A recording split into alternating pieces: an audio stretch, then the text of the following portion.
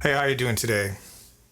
So my topic for discussion today is about how to live a fulfilling life, or aiming towards well-being, if you will. I don't like that word because it's being overused now, but it's more like a balanced way of life. Something I suggest. I'm not a professional or anything, but these are sort of the things I accumulated from some people who are smarter than me, and things I've studied over the years, and I haven't implemented 100% all around, but I'm aiming towards that all the time. Because I don't think we can ever be 100% perfect, obviously, we're humans. But if you have something to aim for, something to fall back down on when you feel like you're out of place or out of tune with the world and yourself, these are some good lessons to look out for, or events or whatever to look out for when you're feeling disconnected or when you're feeling out of tune with reality. Like things like depression or anxiety, or your head is full of too many ideas and you're stressed out about it and you're overwhelmed. I think these sort of things can help you, as they help me, and I've heard they've helped many other people. And so I'm going to start off with these terms, and then I'll try to go into them and explain them one at a time, my own perspective. So community, gratitude, humility, health, suffering, agency, relationships, faith, and nature. I'll start with nature. So we all need certain vitamins and foods and interactions, but the one thing we seem to forget, because we're isolated from the outdoors mostly, is interacting with nature. For example, planting flowers, or pulling weeds, or cleaning up your yard, or even mowing the yard, or just tending to a garden, or making nature better or more organized. If there's a bird in need or an animal that's suffering, try to help it out or take it to the vet. Anything like that, I guess, is a good way to start out, because I noticed for myself, growing up, I always went outside as a kid. I always felt better, after interacting with the outdoors, like riding my bike and walking through the forest. I used to play in these little woods as a kid. Had these little army ant dudes, and just created little booby traps in the forest and climbed trees and that kind of thing. And I always felt good. As kids usually don't have depression. Nowadays might be different, but I seem to feel better when I did that than when I didn't. And, you go to school and you go to college and then you go to work, and going outside is like a vacation. It's a PTO. It's personal time off, and you go somewhere, and you go to a hotel, and then you go on a tour bus or whatever. Personally, I never do too many tourist things because they're very cliche, and it's a disconnect from you and the actual culture you're going to. Try to acclimate yourself in the culture as much as you can, or in the nature of the place you're going to. Go to a river, go through a trail, go hiking if it's safe. First do your research, obviously. Camping without like these paid parking lots, for example. But there's something between nature and you as a human being, because we're designed to be outside and live off the land, although we forgot a lot of that. And I'm not suggesting you go out there and start living like that, because we've lost a lot of skills and there's a lot of dangerous animals out there. But if you can, a good hybrid between that and then your home life and your work life are great, because as you know, if you have a good time out in the wilderness and come back and you have all these stories to tell, you feel better. So that's a good one to start with. If you're depressed, simple things like that, because the vitamin D in the sun, for example, is really good for you. It's a hormone. It helps with depression, and apparently we need it. It's very vital. Obviously, don't stay out too long, get sunburn, and there's negative effects with everything, obviously. Another one is faith. And this is one that as we all know, we all disconnected ourselves from religion or any kind of spiritual, I hate that word too, but we're going to use it for now. Let's just say it's the soul connection thing that we've lost. And, you know, I grew up Catholic, but I always was knowing that there's something higher than us out there, some creator possibly. And later, as I, learned in life, I'm not really practicing Catholic anymore, but I do respect all religions. And I have this thing, it's personal, but I know a lot of people have the same thing, is I don't attach myself to anything because it's dangerous. As soon as you attach yourself to something, your brain does something where it wants to defend it. So when someone ignorantly comments on it, you feel like you got to jump at them and react. And that's not a good trait to have as a human being. You're supposed to be neutral. Everything is a tool that you use, and then it wears itself out, and then you let it be, find something to put in its place that works better, and you might go back to that thing. It's kind of like needing a hammer when you need it, needing a saw when you need it. That's what everything to me personally is. Everything's a tool. And people say, oh, you're a sellout, you don't dedicate yourself to one thing. That's not, that would just be the argument I'm talking about. And then, because as soon as groups get together and they have that ideology about it, it isolates people. But anyway, back to faith. The brain has mechanisms to accept some sort of faith. And so this rise in atheism is really bad, and it seems very harmful to culture and well-being. And as you see everyone, at least through the media's eyes, you see a lot of people are losing themselves. They're not being kind to each other. I'm sure there are people that are, obviously. But the walking down the street and saying hello and having a conversation for 2 hours is gone. Everyone's got something to do and got to be somewhere. And something's always superseding that important connection between humans. And so, just believe in something, but nothing material. What I found really exciting is studying all religions and see all of the morals that they came up with and why they came up with it, because you can find a trail of connecting religions that spawned from other things. Like the Greeks had rituals that they would do with psychedelic mushrooms, and a lot of belief is that the early Christians were like a cult, and then they saw what they've done, or I don't know how they got the information, started doing similar things, and it spawned off. It seems like that's what happened. People would see these things, it would do wonders for them in some way, psychologically, maybe well-being, or maybe some sort of happenstance, some sort of cycle of the farms or something caused them to actually believe in it. It did something to them. They felt something. Because I don't think if you just tell a person, like, hey, do you feel that? And they're chanting, they're not going to feel anything. But if you give them, alcohol or a psychedelic experience, they're going to really believe that there's something other than you out there. So having faith in something, having a connection between you and some higher power, would be consciousness, God, Buddha, Muhammad, whatever. It's the same thing. We got to stop fighting over what that is. We all agree that there is something, that you feel something. And I denounce physicists there's a lot of physicists that are atheists, and I really like physics a lot. And they never explain why this all exists, just how it exists. And everything's material, mechanical in the world, but what created it and why it created it and why is it unfolding? And, it's not just a pile of chemicals, reactions, and unplanned random things. The word random is not a word in my vocabulary, because there are events that happen that cause something to happen that were not random. So, believe in something, go to a church or temple too, just hear the stories. Don't get caught up when someone comes up to you and says, God bless you and all those terms. I know they mean well, but we got to get through what people take literally. And I think a lot of modern humans take things too literally. They lost their sense of abstract thinking. And because the universe is not just what you see here. There's an underlying thing that we need to start paying attention to.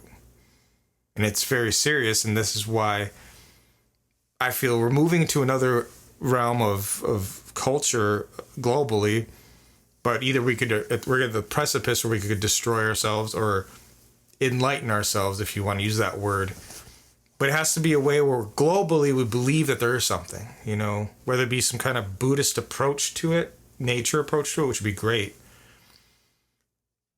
Maybe something like a pagan sort of thing, because we know the earth is here, and then there's beautiful landscapes and vegetation and fauna, and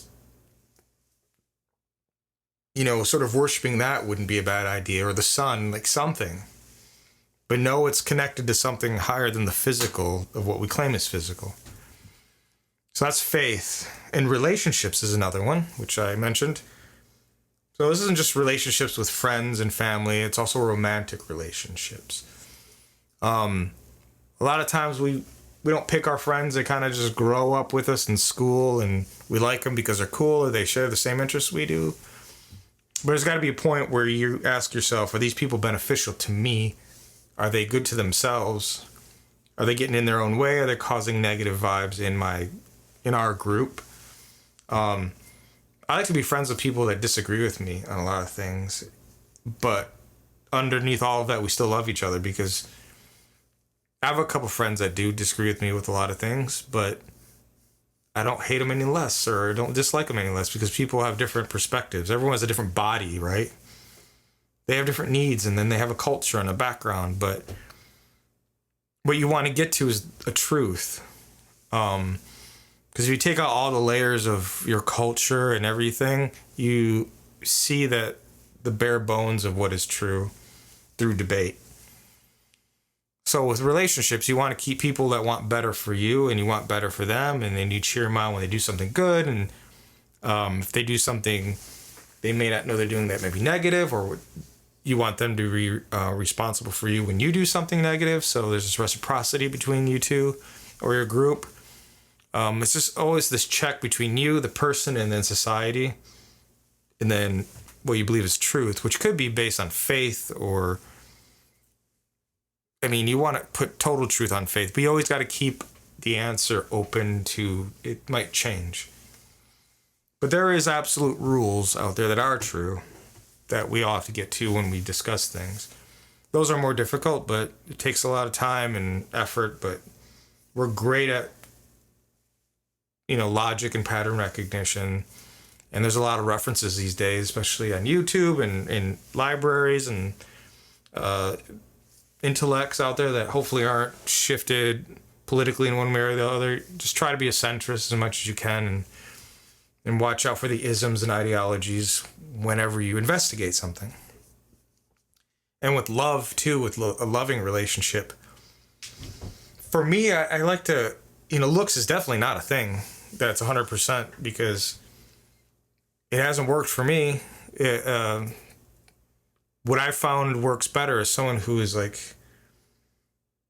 at your level intellectually in some way, where you can banter and you can debate and you can agree and disagree but still love each other.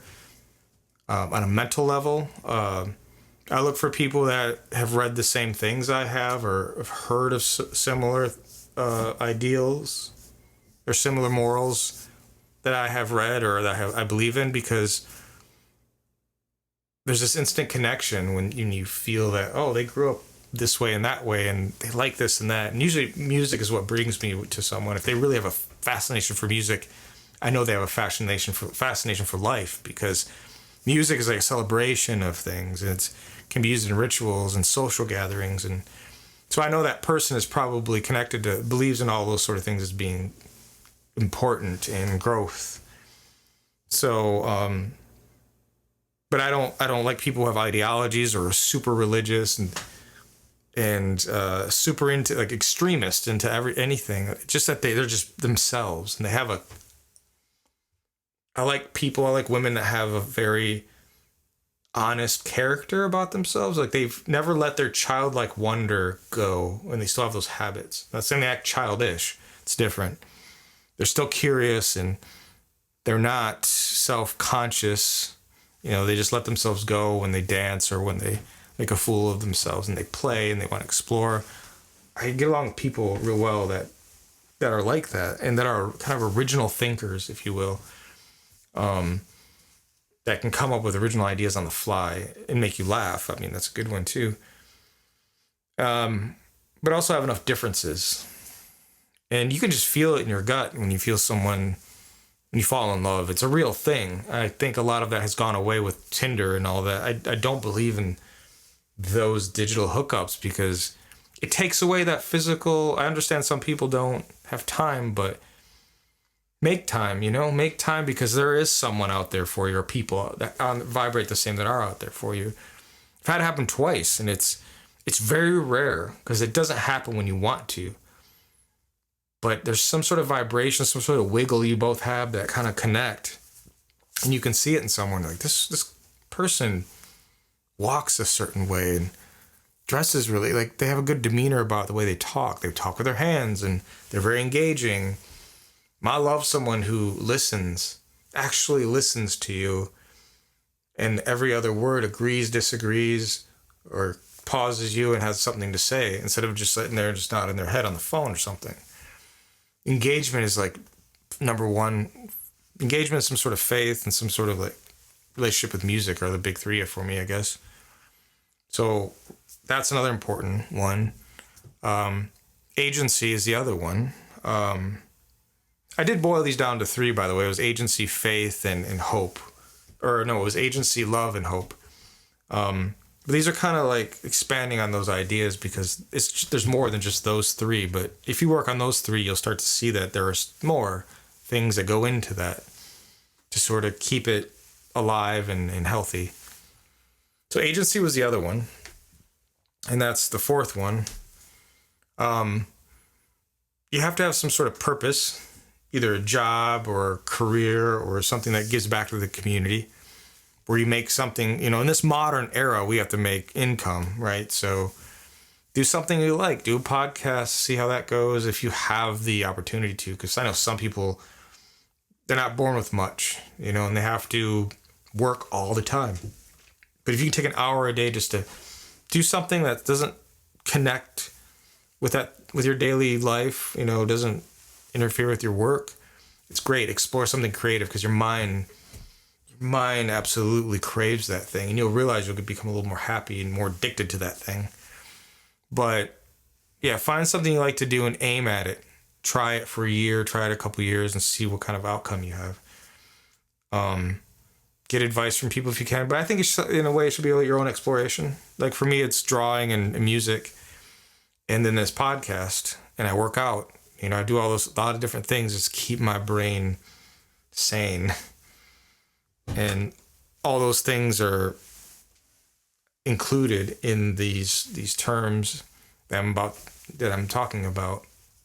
And so agency is something that I think almost needs to come, and I did my whole life backwards and inside out, but if I had any advice for younger people or people who are mixed up and lost, I'd say take care of your community and relationship with nature and people first, because if you have, especially if your relationship with people in your community, for example, you'll feel better. So when you get a job, you'll be able to interact with other humans at your work without any problems.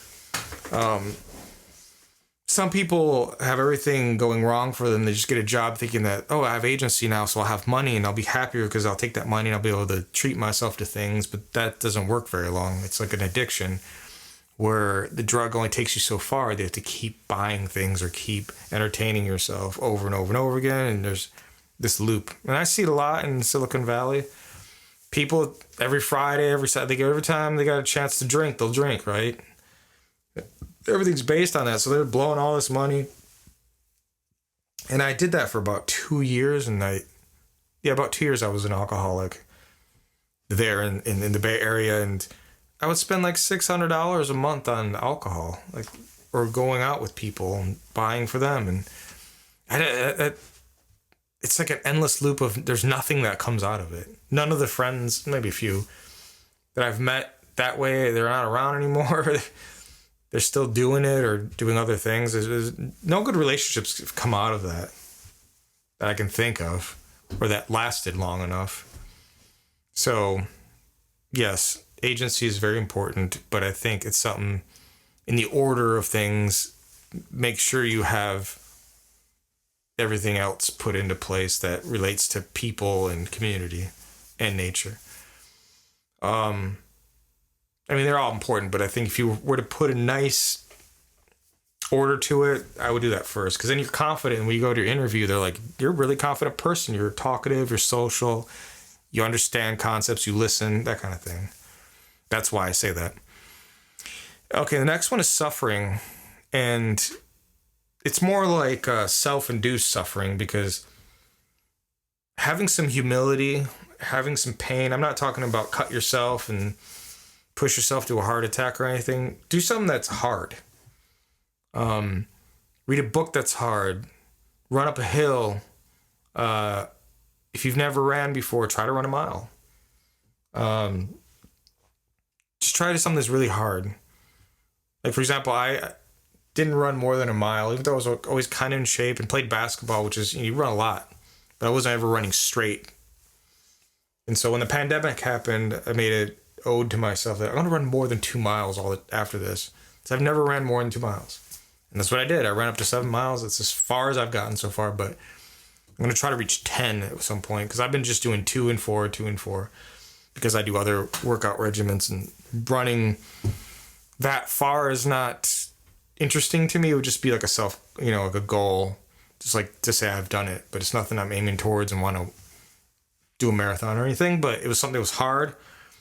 And I found out, this is something, feels good. It's addictive. It's hard when you first go for it, but it's after a while, it just becomes routine. Your body just wants to do it. So you just kind of have to do it. So anything that's hard, try, suffer through it. But, don't obviously know your limits and extremes, but just little increments at a time. If you have trouble speaking in public or on camera, try little videos. Be silly. Hire someone to help you speak more clearly, more eloquently. Increase your vocabulary. Listen to people who do speak and mimic them for a while until you get your own rhythm. Your speaking is all about rhythm and carry along an idea and being able to come up with things on the spot. This is hard for me to actually do, to speak. Just on the fly, come up with ideas, because I don't have any references here, and it is hard for me to take, a scientist, for example, and reference them on the fly and be like, well, it did this long study and it does this and that. And I'm getting better at that. I just have to read more. I'm not really in the reading stage in my year so far, because I'm doing music a lot. So I notice my vocabulary and social skills are diminishing. So this is almost like kind of like a way to kind of help that out for now until I get back into reading. Okay, the next one would be health. Health is very important. It helps keep everything together, so then you can do all those other things, like have the relationships and going out in nature and getting a job and having the ability to even think about faith. So find out what diets work for you. Or I hate the word diet, because diets can become ideologies too, like veganism or meat eaters and vegetarian. They all have their own little teams, right? And I don't know when, I personally don't know when diets became ideologies, and that it shouldn't. Your body doesn't say, well, you know what, I think this because of that, and my friends do this. Like, no. Find out what actually works for you. See a nutritionist, get a DNA test, find out what you work with optimally. It doesn't have to be 100%, but enough to where you feel better. And if your friends denounce you for leaving the vegan hood and going into like some paleo or meat eating diet, they're not your friends. So find out, and that's truth. You find out what's true that works for you, and then just test it. Break out of your comfort zone. This would be a part of suffering too. Break out of your comfort zone and try something different. Stop with the left brain thinking, because your left brain is what's keeping you, left hemisphere is what's keeping you from doing things, because it's judgmental and it's saying you suck and all these different negative words in your head.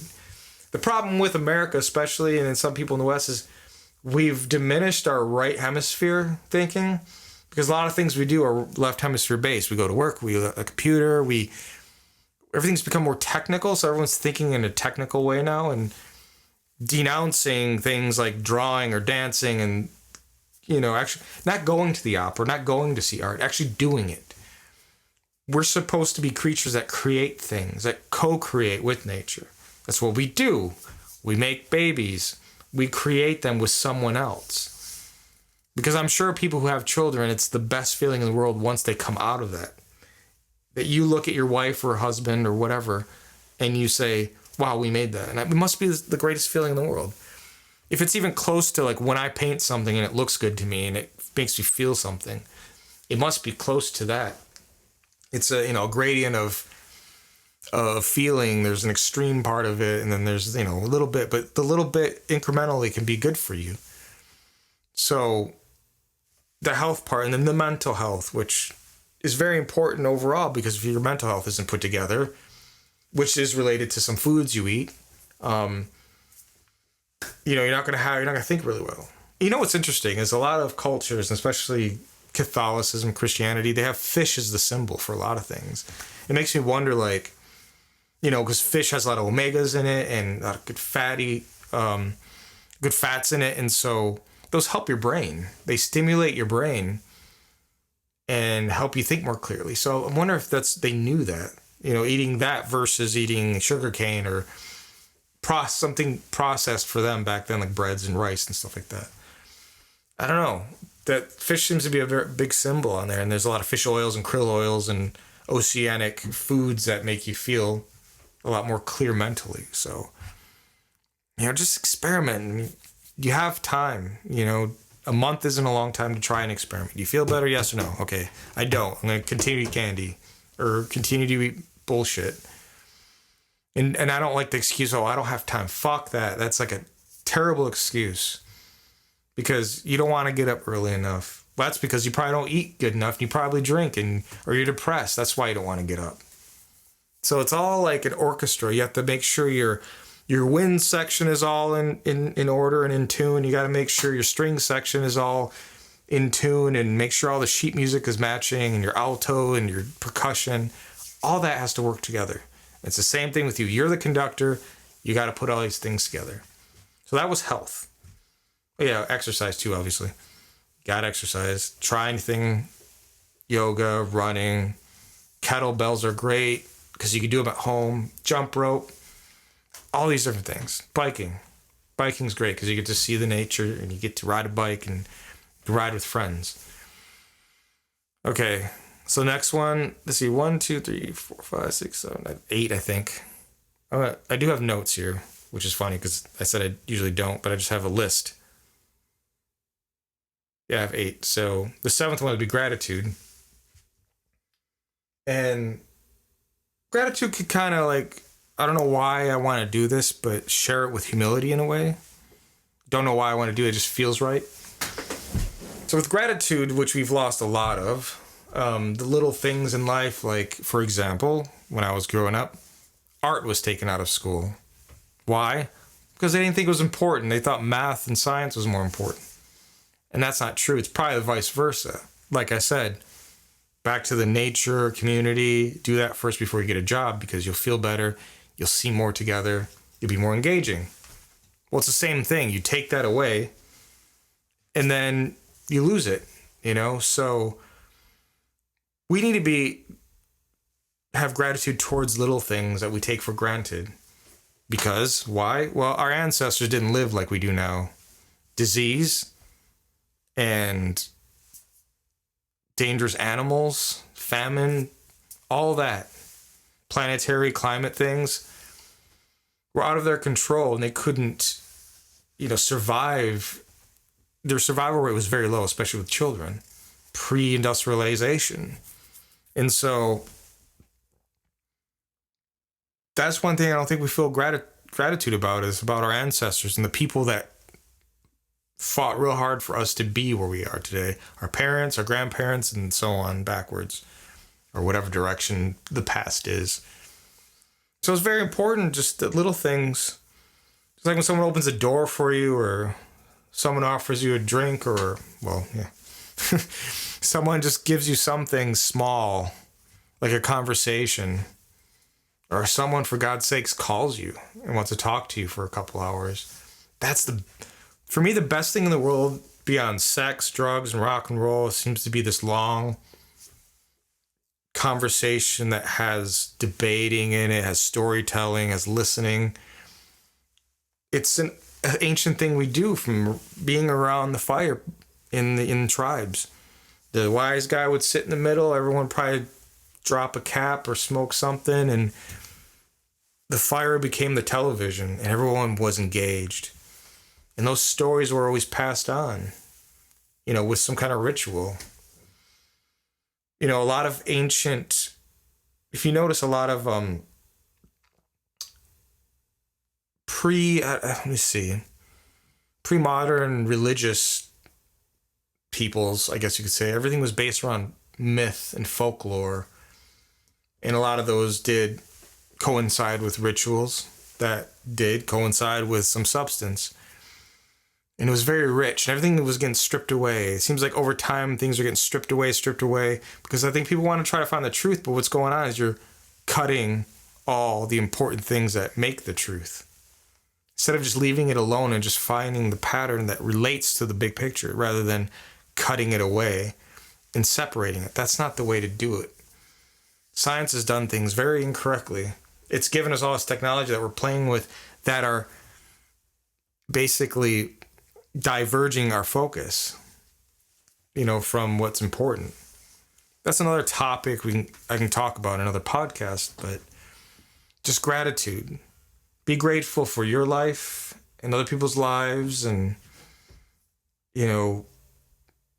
I know it's like hard to connect to little things because you feel it. And the reason why you feel that way, and this is fact, the reason why you feel disconnected from those things is because your left brain is overreacting. It's overactive. It's kind of like doing bicep curls and you only do your left arm. And then your right arm is really weak, although the right hemisphere controls the left arm. But I'm just for an example. So why are we all going around with one big arm? People, just because you don't see it doesn't mean that's not what it is. I mean, come on.